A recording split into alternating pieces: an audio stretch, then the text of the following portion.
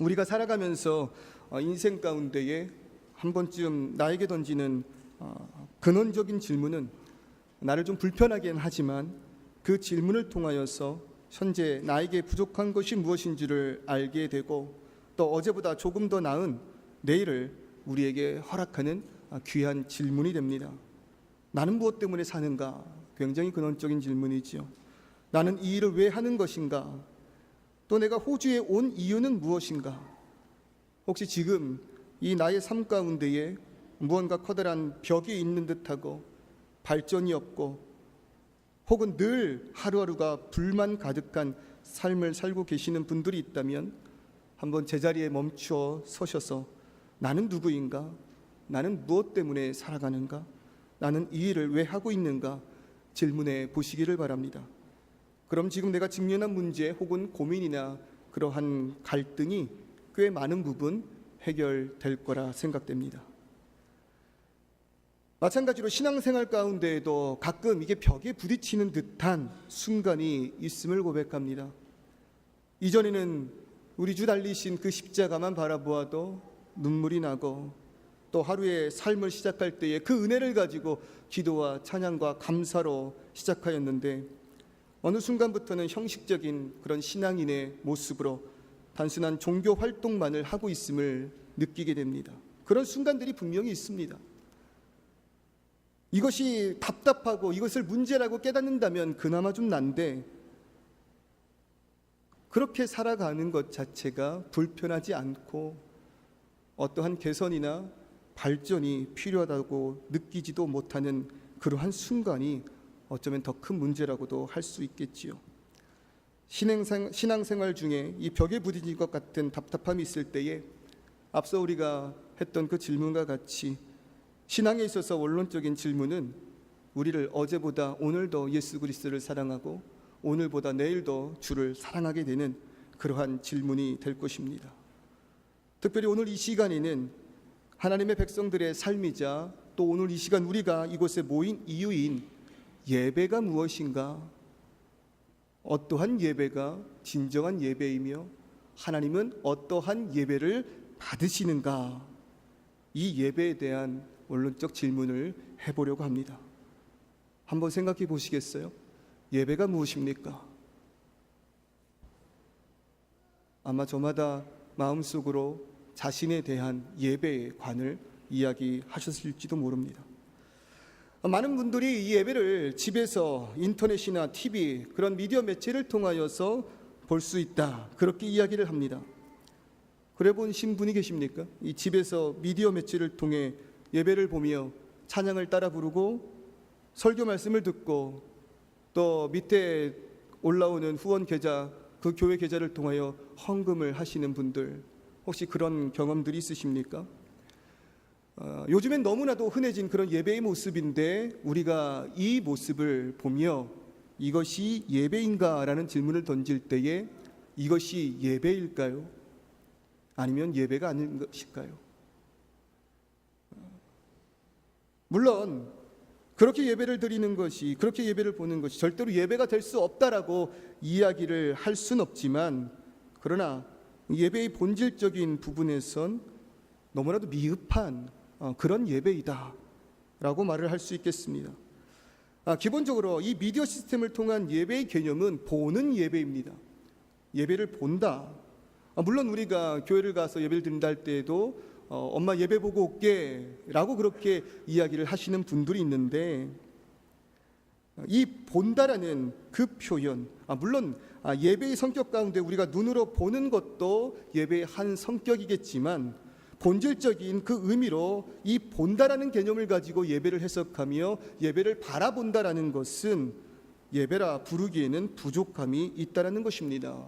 왜냐하면 우리가 지금 이 시간 이 자리에서 드리는 예배는 보는 예배가 아니요 우리의 마음과 뜻과 정성을 다하여 하나님께 드리는 그러한 예배이기 때문입니다. 예배는 보는 것이 아닙니다. 예배는 드리는 것입니다. 예배를 의미하는 대표적인 히브리어는 아바드라 그렇게 이야기를 합니다. 이 아바드라는 단어는 섬기다, 봉사하다라는 뜻을 가지고 있습니다. 이것을 영어의 개념으로 서비스라 그렇게 표현을 하기도 하지요. 영어의 그 서비스와 비슷한 유사한 그런 개념입니다. 그래서 우리는 흔히 예배를 서비스다, 서비스하는 것이다 라고 이야기를 하기도 하지요.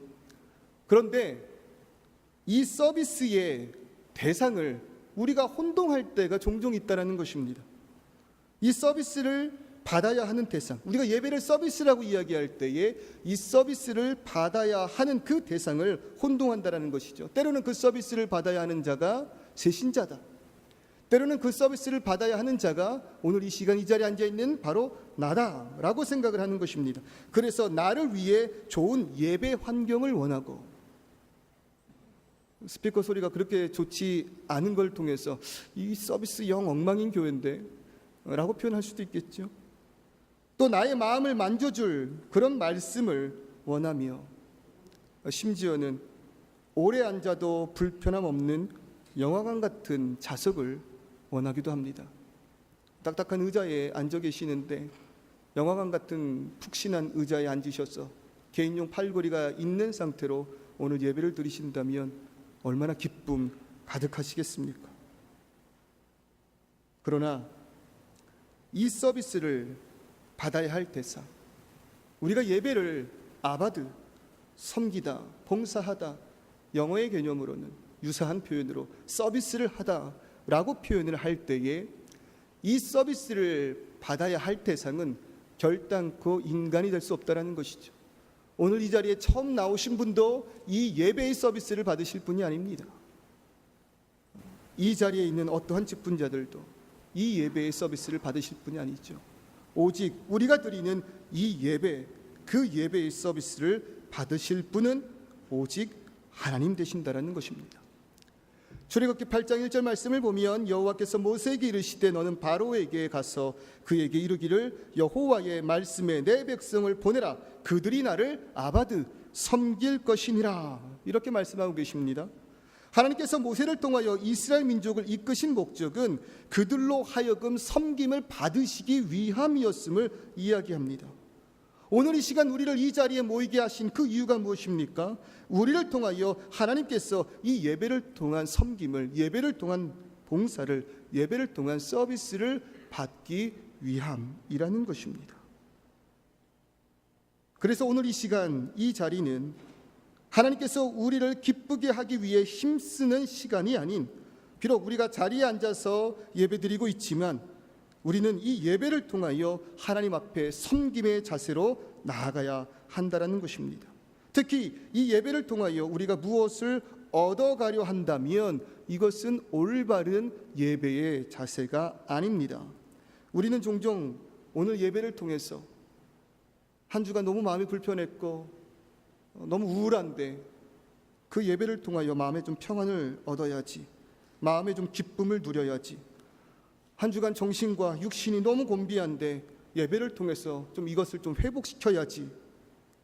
물론 이 예배를 통하여 회복의 역사가 우리에게 임하는 것이 사실입니다. 그러나 그것이, 이 회복이 우리들의 예배의 목적이 돼서는 안 된다는 것이죠. 우리가 우리의 하나님께 마음과 뜻과 정성을 다한 예배를 드릴 때에 우리에게 하나님께서 허락하시는 은혜로 말미암아 우리가 그 은혜에 임하며 회복의 역사가 있는 것이지, 예배에 나아가는 그 목적과 수단이 우리의 마음과 우리의 정신과 우리의 육신의 회복의 목적이 먼저 될 수 없다라는 것입니다. 또한 제가 청년부를 인도하며 종종 보는 모습인데, 호주에 영어를 공부하러 온 이상 영어 공부를 좀 위해서 제가 현지 교회를 좀 다니겠습니다. 물론 그럴 수 있습니다. 같은 종끼리 모여서 예배하라는 것 절대로 그런 말씀 없습니다. 우리는 이 현지 교회라고 이야기하는 곳에 가서 예배를 드려도 충분합니다. 그러나 그 목적이 무엇입니까? 영어를 공부하기 위한 목적, 결코 올바른 예배의 모습이 아니라는 것이죠. 서비스의 목적이 있다면 그것은 주고받는 형식의 거래가 될 뿐이지 이 서비스를 받는 대상을 위한 온전한 섬김이 될 수 없습니다. 그런데 때론 이 말을 우리가 들을 때에 좀 억울하다라는 생각이 종종 들긴 합니다. 주는 것 있으면 좀 받으면 어때? 우리가 좀 이렇게 하나님 앞에 열심히 헌신하고 예배하고 헌금하고 봉사하며 나아가는데 하나님 그렇게 좀 줬으면 우리가 그만큼 준 것만큼 좀 등가 교환이 있으면 얼마나 좋을까? 우리가 무슨 종도 아니고 말이야. 맨날 우리 보고 예배하라고 그러고 주는 거는 없고 이건 좀 불공평하지 않아? 혹시 우리 마음 가운데에 이러한 마음이 있다면 분명한 것은 그런 마음을 가지고 이 자리에 나와 예배를 할 때 그 예배는 온전한 예배가 될 수 없다라는 것입니다. 예배를 뜻하는 또 하나의 히브리어 단어는 사하라는 단어입니다.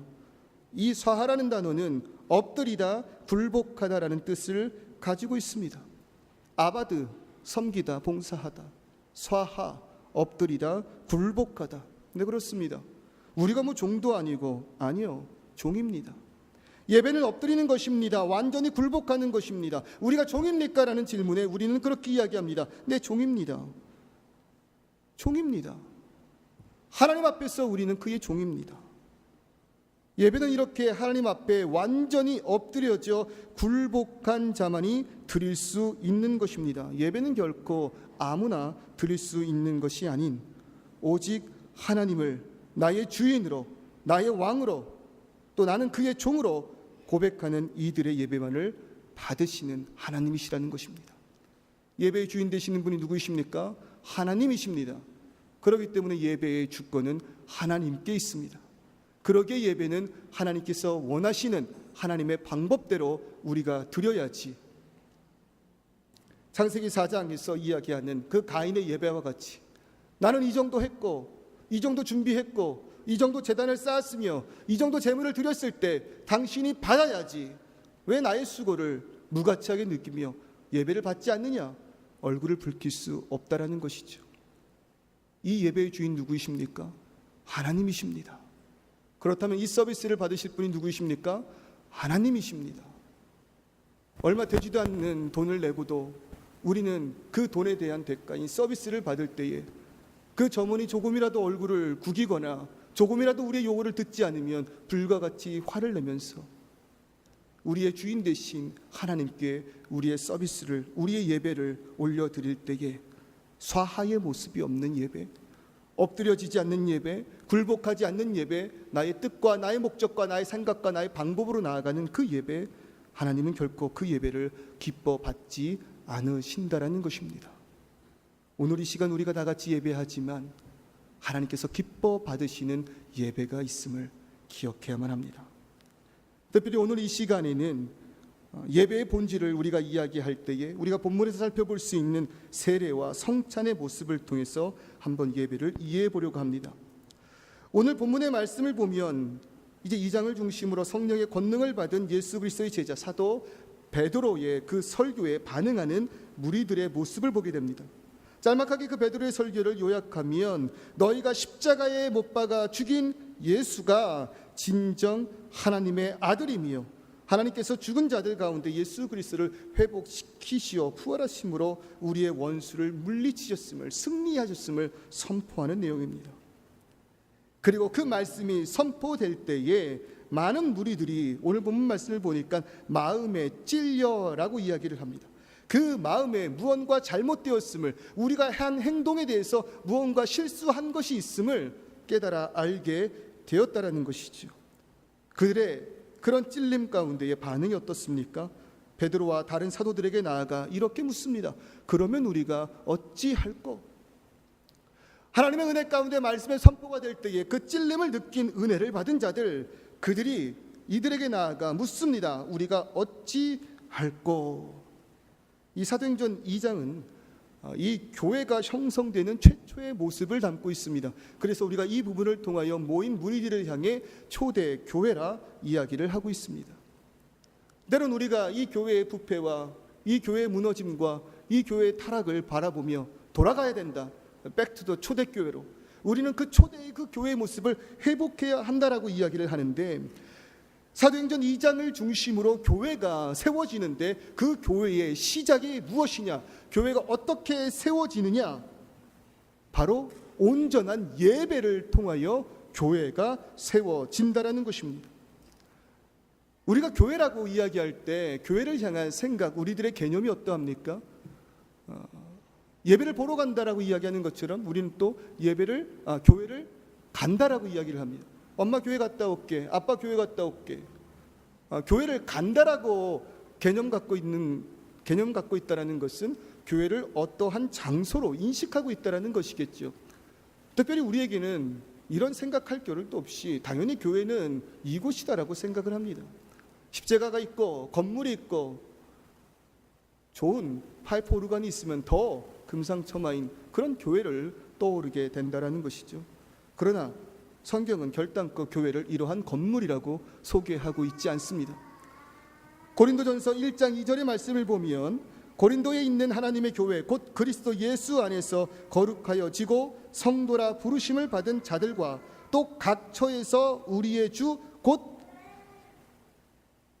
그들과 우리의 주 대신 예수 그리스도의 이름을 부르는 모든 자들, 교회를 뭐라고 설명하고 있다고요? 하나님의 교회 곧 그리스도 예수 안에 거룩하여지고 성도라 부르심을 받은 자들과 각 처에서 예수 그리스도의 이름을 부르는 자들, 바로 교회란, 성경이 말하고 있는 교회란 예수 그리스도를 주로 부르는 자들이 그들이 모여 있는 곳, 바로 그것이 교회라 성경은 이야기하고 있다는 것입니다. 사실 이 사도행전의 이야기가 전개될 때에 교회라는 것은 어떠한 건물의 특성을 가지고 있지 않습니다. 그럴 수도 없었고요. 십자가를 지붕에 달아놓지도 않았습니다. 다만 예수 그리스도를 주로 시인한 자들이 함께 모여서 예배할 때에 그 무리들을 향하여 교회라고 선포하였을 뿐입니다. 그렇게 교회라는 것이 이러한 성도들의 모임이라고 이야기를 할 때 교회의 구성은 오직 하나님께 진정한 예배를 드리는 자들로 이루어진다라는 것이죠. 물론 오늘 이 시간 이 교회 건물 안으로는 세상 그 누구도 들어올 수 있습니다. 구경하러 오신 분들도 있을 수 있습니다. 한인 커뮤니티를 느끼고 싶고 관계 맺고 싶어 이 자리에 오신 분들도 계십니다. 여러 가지 목적으로 다른 기타 생각으로 이 자리에 들어오실 수 있다라는 것이죠. 그러나 진정한 하나님의 교회는 오직 성도로만 구성될 수 있습니다. 그러니 교회 밖에는 구원이 없는 것입니다. 오직 하나님의 그 백성, 그 성도들의 그 모임, 그 교회 안에 예수 그리스도의 십자가의 구속의 역사로 말미암아 구원의 역사가 존재한다라는 것입니다. 그런데 오늘 이 시간 우리가 교회입니까? 라고 선포할 때에 우리는 이 초대교회에서 일어난 이들의 질문, 하나님의 그 말씀이 선포될 때에 우리가 어찌할꼬? 라고 하는 그런 반응을 통하여 우리가 하나님 앞에 속한 성도요 교회임을 확증할 수 있다라는 것이죠. 우리가 어찌할꼬 하거늘 베드로가 그들에게 이렇게 대답을 합니다. 너희가 회개하여 각각 예수 그리스도의 이름으로 세례를 받아라. 회개하여 각각 예수 그리스도의 이름으로 세례를 받으라. 온전한 교회가 세워지기 위해서는 온전한 예배가 드려져야 하는데 이 예배를 드릴 수 있는 자들은 누구이냐? 자신의 모든 삶의 방향을 틀어 하나님께로 나아가기를 원하는 자들, 그들이 바로 예배를 드릴 수 있다는 것이죠. 자신의 모든 삶의 방향을 바꾸는 것, 그것을 오늘 베드로는 회개라 이야기를 하고 있는 것입니다. 회개가 무엇입니까? 언제 회개해 보셨습니까? 회개는 사실 수련회의 단골 코스 중에 하나죠. 회개 기도하는 그 시간. 그래서 수련회를 가면 그 마지막 날 밤 한마디로 난리가 납니다. 앞에 나와 단상을 붙들고 눈물 콧물 범벅되는 그런 상황 가운데에 얼마나 내가 처절하게 회개를 하는지, 뭐라고 말을 하는지도 모르겠던 엉엉거리는 그 울컥의 목소리와 함께 콧물이 줄줄 흘러 바닥에 흥건히 쌓일 때까지 우리는 그렇게 회개의 기도를 합니다.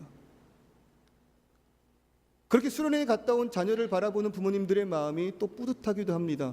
왜요? 그렇게 흥건히 열심히 기도를 하고 온 자녀들의 모습이 조금 뭔가 변화된 게 있어 보이니까요. 그런데 이런 농담이 있습니다. 수련회의 영빨은 결단코 일주일을 넘지 못한다. 일주일이 지나기도 전 예전의 그 모습 그대로 회복해버리는 그러한 자녀들의 모습, 자녀라 할 것 없이 우리들의 모습을 얼마나 많이 보았습니까? 회개가 무엇입니까? 회개는 단순히 감정적 변화를 회개라고 이야기하고 있지 않습니다. 회개는 등을 돌리는 것입니다. 내가 지금 걸어가고 있는 그 방향에서 등을 돌리는 것이 회개입니다. 회개가 무엇입니까? 회개는 나를 지금 통치하고 있는 그 통치자를 바꾸는 것, 그것이 회개입니다. 에베소서 2장 2절의 말씀을 보면 그때에 너희는 그 가운데서 행하여 이 세상 풍조를 따르고 공중의 권세 잡은 자를 따랐으니 곧 지금 불순종의 아들들 가운데 역사하는 영이라. 이전에 나는 하나님을 알지 못함으로 말미암아 이 공중 권세 잡은 자를 따라 사단의 통치를 받았다면, 이제는 예수 그리스도의 택하심의 그 은혜를 통하여 나의 죄를 깨달았을 때 죄사함을 받음으로 돌이켜, 회개라는 것입니다. 돌이켜 사단의 통치에서 완전히 돌이켜 하나님의 통치를 받으며 살아가는 자들. 그러니 나를 통치하시는 하나님은 나의 왕 되심으로, 하나님은 나의 왕 되시고 나는 그 왕이 다스리는 나라의 백성이 되어 하나님 나라의 백성의 삶을 살게 되는 것, 그것이 바로 회개라는 것입니다. 그리고 그때에 우리에게 허락되는 그 세례는 바로 하나님 나라의 백성의 증거가 되는 가시적인 표라는 것이죠. 유대인들에게는 하나님의 백성이 되는 그 표가 있었습니다. 그것이 무엇이었습니까? 할례였습니다. 그들은 난지 8일 만에 남자아이에게 할례를 행함으로 말미암아 그가 하나님의 백성임을 많은 사람들에게 공포를 했고, 자신 스스로가 그 할례의 모습을 보며 하나님의 백성임을 증명하는 가시적 표의 증표를 가지고 있었다는 것이죠. 그러기에 이방 민족들이 그 유대인들과 연합하려고 하면 당신들도 하나님의 백성의 증표인 할례를 받으라, 이렇게 이야기를 한 것이죠. 그러나 예수 그리스도의 십자가의 구속 역사로 말미암아 사도 바울은 그 이방인들이 예수 그리스도를 통하여 하나님 앞에 나아가려고 할 때 할례 받을 필요가 없다라고 말합니다. 왜 그렇습니까? 이미 성령 하나님의 감화감동 역사, 교통의 능력으로 말미암아 우리 마음에 할례를 행하였다. 즉 성령의 능력으로 말미암아 하나님께서 우리 마음에 인을 치셨다, 도장을 찍었다 말씀하고 있기 때문에 그렇습니다. 그런데 이것이 티가 납니까 안 납니까? 물론 티가 나야 합니다. 이 통치의 개념이 바뀐 자들의 그 삶은 바뀐 티가 나야 된다는 것이죠. 그러나 그때에 하나님께서 연약한 우리를 위하여 허락하신 이 인의 표가 무엇입니까? 바로 세례라는 것입니다. 세례 받으셨습니까? 어떻게 받습니까? 물을 묻혀서 그 머리 위에 대고 성부와 성자와 성령의 이름으로 세례를 줍니다. 그러나 그 히브리인들의 그 세례를 받는 그 방식대로 침례를 한번 생각해 보십시오. 우리에게는 그 세례의 그 형태 자체가 중요한 것이 아니기 때문에 그 형태가 이렇다 저렇다, 그래서 그 세례의 효력이 있다 없다 말을 할 수는 없지만 그 물 밑으로 완전히 잠긴다라는 의미가 무엇인지를 우리가 생각해 봐야 한다는 것이죠. 물을 찍어 머리 위로 올립니다. 물 안에 잠겼다라는 의미가 있습니다. 실제로 침례교에서는 침례를 통하여 물속으로 완전히 가라앉힙니다. 그렇게 쉽지만은 않습니다. 침례교 목사님들을 통해 가끔 그 세례의 모습을 보면 썩 아름답지만은 않다고 이야기를 합니다. 여성분들이 물속으로, 그것도 뒤로 거꾸로 들어가는 것이 너무 무서워서 들어가는 순간 그 팔을 어쩔 줄 모르고 허우적거리다가 세례를 주는 그 목사님의 뺨을 핥히기도 하고, 그 목사님을 같이 흔들어서 같이 빠지기도 하고, 그런 모습들이 연출되기도 한다는 것이죠. 그만큼 두렵다라는 것이죠. 뭐가요? 물속으로 들어간다는 것이. 그러나 그 물이 의미하는 것이 무엇입니까? 그렇게 우리가 두려워하는 죽음이라는 것이죠. 죽었다라는 것입니다. 무엇이 죽었습니까? 예수 그리스도를 알기 전 내 옛 자아, 내가 예수 그리스도를 나의 주로 모시고 사단의 통치에서 완전히 벗어나 하나님의 통치 영역으로 들어가기 전에 그 내 모습은 그 물로 들어감으로 말미암아 완전히 죽어버린 후 성부와 성자와 성령의 이름으로 세례를 주노라 일으키실 때에 성령의 능력으로 거듭남을 상징한다라는 것입니다. 그러니 옛 자아는 물속에서 죽었고 십자가 위에 달려 죽었고 예수 그리스도를 통한 구원의 역사를 맛본 그의 백성은 다시 일어나 이제는 사단의 통치가 아닌 하나님의 통치를 받으며 살아가는 자들, 곧 하나님의 자녀, 그의 백성이 되는 것입니다. 이것이 바로 하나님 백성의 표 세례인 것이죠. 특별히 이 세례는 모든 성도님들 앞에서 행하여 줍니다. 이것은 분명 세례자가 성령으로 말미암아 새롭게 거듭났음을 공포할 때에 많은 분들이 그 모습을 바라보며 아까 교회가 뭐라고요? 예수 그리스도를 주로 시인하는 자들의 모임이라고 이야기할 때, 성도의 모임이라고 이야기할 때에 세례를 통하여 더 이상 나의 주인은 사단이 아니요 하나님이라고 고백하는 그 세례 받으시는 분을 바라보며 기쁜 마음으로 환영하고 맞이하는 것. 그리고 그 세례받는 자는 많은 성도들 앞에서 나는 더 이상 사단의 자녀가 아님을 공표하는 그러한 성례 의식이라는 것입니다. 다음 주에 우리 세례 의식이 있습니다. 세례를 준비하시는 분들은 한 주간 이 의미를 깊이 묵상해 보시기를 바랍니다. 그리고 혹 그 가족 가운데에, 구역 가운데에, 그 부서 가운데에 세례를 받으시는 분이 계시다면 그 구역들은 다시 태어나 하나님의 백성으로 다시 한번 태어나 우리에게 인사하며 나와 한 몸이 되는 그 성도를 맞이할 기쁨의 준비, 좀 좋은 선물도 준비해 주시고 꽃다발도 준비해 주심으로 환영하여 주시기를 바랍니다. 바로 그렇게 자신의 그 삶을 회개하며 세례를 통하여 하나님의 백성의 그 표를 받는 자들, 그들이 모이는 그 예배, 그들이 드리는 그 예배를 하나님은 기뻐하신다라는 것입니다. 두 번째로 예배 요소 중 가장 중요한 것 하나가 바로 교제, 이 코이노니아입니다. 이를 위해서 특별히 제정하신 것이 성찬입니다. 오늘 말씀의 42절을 보면 그들이 사도의 가르침을 받아 서로 교제하고 떡을 떼며 오로지 기도하기를 힘쓴다 이야기할 때에 바로 이 성찬을 행하는 것, 이 성찬이 예배의 가장 중요한 그 교제를 상징하고 있다라는 것이죠. 성찬이 무엇입니까?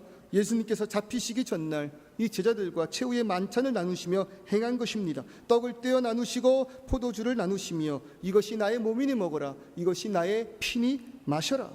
이것을 먹음으로 말미암아 예수 그리스도가 나와 합하여 나와 교제하며 내가 그 안에 그가 내 안에 있음을 고백하는 것입니다. 이 성찬이 주는 가장 중요한 의미가 바로 예수 그리스도와의 연합, 예수 그리스도와의 교제를 의미하는 것입니다. 그러기에 이 성찬을 행할 때에는 반드시 주의가 필요합니다. 고린도전서 11장 27절부터 29절의 말씀을 보면 그러므로 누구든지 주의 떡이나 잔을 합당하지 않게 먹고 마시는 자는 주의 몸과 피에 대하여 죄를 짓는 것이니라. 사람이 자기를 살피고 그 후에야 이 떡을 먹고 이 잔을 마실지니 주의 몸을 분별하지 못하고 먹고 마시는 자는 자기의 죄를 먹고 마시는 것이니라. 성찬식을 행하다 보면 웃지 못할 일들이 많이 생기기도 합니다. 그 떡을 먹는데 옆에 있는 자녀가 엄마 나는 왜 안 줘? 나도 먹고 싶어. 이따 너도 먹어라. 성찬에 그 떡을 떼다가 실수로 떨어뜨리면 발로 한쪽으로 쓱 민 다음 다시 주세요. 물론 우리가 로만 카톨릭처럼 화채소를 믿음으로 그 떡이 진실로 예수 그리스도의 실제 몸이 되고 실제 피가 됨을 우리는 믿지 않기 때문에 우리는 영적 임재서를 믿으며 그 성찬식에 참여할 때에 성령으로 우리에게 임하시는 예수 그리스도의 능력과 은혜를 사모할 때에 그 떡 자체를 소중하게 생각하고 그 잔 자체를 우리가 벌벌벌 떨며 받을 필요는 없지만 이것이 상징하는 것이 무엇이라고요? 예수 그리스도와의 연합, 교제를 상징한다고 할 때 교제 가운데 가장 친밀한 교제, 내 안으로 들어오는 행위, 그것을 먹는 그 행위는 예수 그리스도가 내 안에, 내가 예수 그리스도 안에 거하게 되는 놀라운 은혜의 역사, 은혜의 순간이 되는 것입니다. 그런데 그럴 때에 성찬을 준비하는 나의 모습이, 성찬을 행하는 나의 모습 가운데 그 예수 그리스도를 내 안으로 모실 때, 내가 그 안으로 들어갈 때 이미 예수 그리스도보다 더 사랑하는 많은 우상들이 내 안에 가득하다면 실로 우리는 한 여자를 사랑하고 한 남자를 사랑함과 동시에 다른 여자를 사랑한다고, 다른 남자를 사랑한다고 고백하는 그런 회개망측한 범죄와 같은, 죄와 같은 일이 저지러지게 된다는 것이죠. 그러기에 고린도전서 11장 27절 29절 말씀은 주의 몸과 피에 대하여 죄를 짓는 것이라. 이 잔을 합당하지 않게 먹고 마시는 자는 주의 몸과 피에 대하여 죄를 짓는 것이다 라고 이야기를 하고 있는 것입니다. 성찬식을 일주일을 앞두고 있습니다. 사실 매 예배 때마다 성찬을 통하여 이 의미를 다시 한번 깊게 되새겨야 마땅하지만 우리가 그 예배의 그 환경과 그 여건에 따라서 1년에 2번 성찬식을 제정하고 있을 때에 다가오는 그 추수감사절날 행해질 성찬 의식 가운데에는 준비된 마음, 회개하는 마음, 정말 예수 그리스도와 내가 연합하고 교제할 때에 기쁨의 마음, 은혜가 넘치는 그러한 마음으로 참여하시기를 바랍니다. 혹시 그 가운데에 도저히 그 성찬에 참여할 수 없을 만큼의 마음 가운데 깊은 아픔이 있고 죄의식이 있는 분들이 있다면 성찬을 거부하심으로 내가 도저히 예수 그리스도와 연합할 수 없음을 밝히시고 묵묵히 눈물로써 회개하시기를 바랍니다. 그러나 그럼에도 불구하고 우리가 하나님 앞에 말할 수 없는 범죄를 행하였으나 예수 그리스도의 구속의 역사는 나의 행함으로 말미암은 것이 아니라 그의 택함과 그의 은혜로 나에게 임한다라는 사실을 깨달을 때에 비록 나 같은 죄인이라 할지라도 예수 그리스도와 연합할 수 있겠습니까? 비록 나 같은 죄인이라 할지라도 예수 그리스도의 몸과 그 피를 마실 수 있겠습니까? 먹을 수 있겠습니까? 그렇다면 주님, 이 시간 나를 용서하여 주시옵소서. 그렇다면 주님, 그 몸을 내가 먹고 그 피를 내가 마실 때에 다시 한번 내가 주 앞에서 새로운 하나님의 백성이 되기를, 다시 한번 결단함으로 말미암아 돌이켜 주의 뜻을 따라 나아가기를 주님 원하오니 아버지여 나를 용서하여 주시옵소서. 회개의 심령으로 그리고 더 큰 그 은혜의 마음으로 성찬에 참여하시기를 바랍니다. 성찬은 단순히 교회 행사가 아닙니다. 교회의 본질이며 예배의 핵심입니다. 그러기에 이 성찬을 통한 예수 그리스도와의 교제, 그 교제를 나누기 전에 우리는 한 주간 우리의 자신을 돌아봐야 한다는 것이죠. 또한 성찬은 성도와의 교제, 성도와의 연합을 의미하고 있습니다. 이 교제는 단순히 예수 그리스도와의 연합뿐이 아닌 그 예수 그리스도와 한 몸이 된 그 교회와의 연합입니다. 그 교회가 뭐라고요? 예수 그리스도를 주로 고백하는 성도들의 모임이라고 할 때에 우리가 성찬식을 통하여 예수 그리스도와 연합한다라는 것은 곧 성도들이 하나가 됨을 공포한다라는 것이죠. 원래 성찬식에 참여되는 그 빵이나 떡은 한 덩어리를 서로가 떼게 되어 있습니다. 그러나 편의상 우리가 미리 그 한 덩어리의 빵과 떡을 잘라놓는 것이죠. 의미가 무엇입니까? 한 몸을 쉐어하는 것입니다. 예수 그리스도의 한 몸 안에 거하는 하나의 지체가 바로 여기 모인 우리 성도라는 것이지요. 그러기에 교회를 우리가 뭐라고 이야기합니까? 유기적인 공동체라 그렇게 부릅니다. 기계적 공동체가 아닙니다. 바퀴 하나가 망가지면 바퀴만 교체하면 되는 그런 공동체가 아니요. 내 발을 꼬집었을 때에 발만 아픔으로 끝나는 것이 아니라 내 온몸이 다 아픈 것처럼, 머리가 아플 때에 머리만 아픔으로 끝나는 것이 아니라 그날 하루 아무것도 할 수 없는 나의 삶이 되는 것처럼 교회가 유기적 공동체, 예수 그리스도를 머리로 한 하나의 몸이라고 이야기할 때 성도 한 사람 한 사람은 결단코 내가 무시하거나 결단코 내가 미워하거나 결단코 나와 원수가 될 수 없는 하나라는 것이죠. 고린도전서 12장의 말씀을 보면 무엇이라 이야기합니까? 귀가 자기가 떨어나가기 원한다고 그것이 바깥에 있는 것입니까? 결단코 그렇게 될 수 없습니다. 팔이 떨어져 나가고 싶다 하여 그 팔이 떨어져 나갈 수 있습니까? 결단코 그럴 수가 없다라는 것이죠. 그래서 우리가 인사를 이렇게 하지 않습니까? 예수 그리스도 안에서 예수 그리스도를 통하여 당신을 사랑합니다. 우리가 서로 세상에서 만났다면 할 수 없는 일을 예수 그리스도, 그러니까 위에서부터 오는 그 은혜, 위로부터의 교제의 연합을 통하여 주어진 그 은혜가 얼마나 충만하고 풍성하기에 예수 그리스도를 주로 시인하는 우리 성도들을 향하여 당신은 내 몸과 같습니다, 내 몸과 같이 당신을 사랑합니다 고백할 수 있는 것일까요?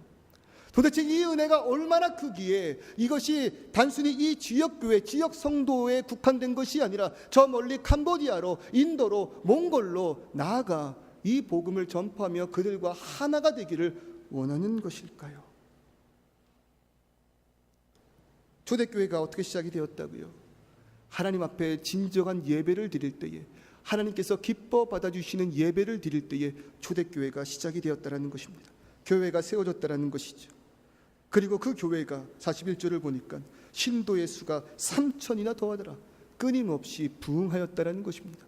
단순히 숫자적인 부흥만을 의미하는 것이 아닙니다. 참된 예배가 있을 때 그 참된 예배를 통하여 허락하신 그 교회, 세워지신 그 교회, 하나님께서 그 교회에 사명을 허락하심으로 말미암아 결단코 우리는 홀로의 몸으로 사명을 감당할 수 없습니다. 하나님께서 우리에게 허락하신 그 교회에게 사명을 허락하심으로 말미암아 날로 그 교회의 수가 늘어나고 그 사명을 감당함으로 말미암아 세상이 하나님의 영광을, 역사를 알게 되었다라는 것입니다. 그리고 위로부터 온 그 은혜와 그 교제를 통하여 성도가 서로 교제하고 나눌 때에 43절마다 믿는 사람이 다 함께 있어 모든 물건을 통용하고 또 재산과 소유를 팔아 각 사람의 필요를 따라 나눠주는 진정한 한 몸으로서의 교회의 모습을 이룰 수 있게 되었다는 것입니다. 예배가 무엇입니까? 회개와 세례를 통하여 하나님을 왕으로 모신 하나님의 백성들이 모여 전적으로 그의 말씀에 순종하며 하나님이 하나님 되심을 선포하는 것, 그것이 예배입니다. 주의 성도들이 모여서 하나님이 나의 창조주이십니다, 하나님이 나의 주권자이십니다, 하나님이 나의 인도자 되시며 나의 구원자 되시고 나의 심판자 되십니다. 이것이 바로 예배입니다. 더 나아가 성찬을 통하여 오늘도 나의 능력 되시는 예수 그리스도를 내 안에 모시고 예수 그리스도를 통하여 한 몸이 된 형제 자매를 사랑하기 위해 섬기고 봉사하는 것, 그것이 예배입니다. 때론 예배의 모습 가운데 축도가 미리 끝나기도 전 후다닥 집으로 돌아가시는 분들이 계십니다. 이해됩니다. 얼마나 바쁜 가운데에 시간을 쪼개내 하나님 앞에 영광 돌리기 위하여 이 자리에 오셨겠습니까? 그러나 예배는 단순히 이 자리에서 설교를 듣는 것이 예배가 아닙니다. 진정으로 나의 주인이 바뀌었음을 매주 매 순간마다 선포하고 그렇게 나를 인도하여 주신 예수 그리스도의 은혜에 감격하며 그의 몸과 그의 피를 마실 때 다시 한번 내가 그 안에, 그가 내 안에 거함을 고백하고 그렇게 하나가 되게 하신 그 교회의 성도들을 사랑으로 품고 교제하는 것. 그러니 예배의 가장 중요한 시간은 바로 이렇게 모여 하나님의 말씀을 듣는 이 순간과 그리고 다시 식당으로 가셔서 우리가 매 순간 떡을 떼진 않지만 미역국을 먹으며 묵국을 먹으며 또 비빔밥을 먹으며 웃고 웃는 모습으로 서로가 교제할 때 바로 그 모습이 하나님께서 기뻐 받으시는 예배가 되고 그렇게 예배가 회복되는 그 모임 위에 하나님의 진정한 교회가 세워지는 것입니다. 오늘 이 시간 우리가 진정한 예배로 말미암아 이 아들레이드 땅에 하나님께서 너무나도 사랑하시는 멋진 교회를 세우기를 원합니다. 그냥 돌아가지 마시고 그리고 그냥 다음 주에 성찬식에 참여하지 마시고 한 주간 이 세례와 성찬의 의미를 다시 한번 되새기며 그리스도와의 연합과 성도와의 교제의 깊은 뜻을 음미하시는 저와 우리 성도님들 되시기를 주님의 이름으로 축원합니다. 기도하시겠습니다. 하나님 아버지, 부족한 우리에게 은혜를 허락하시사 그 말씀이 선포될 때에 회개의 마음을 허락하셨습니다. 어찌 그것이 은혜가 아닐까요? 하나님 아버지, 이 은혜가 우리에게 임하였습니다. 그러니 우리는 하나님을 주인으로 또 나는 그 앞에 엎드려진 종이라 이야기할 수 있겠습니다.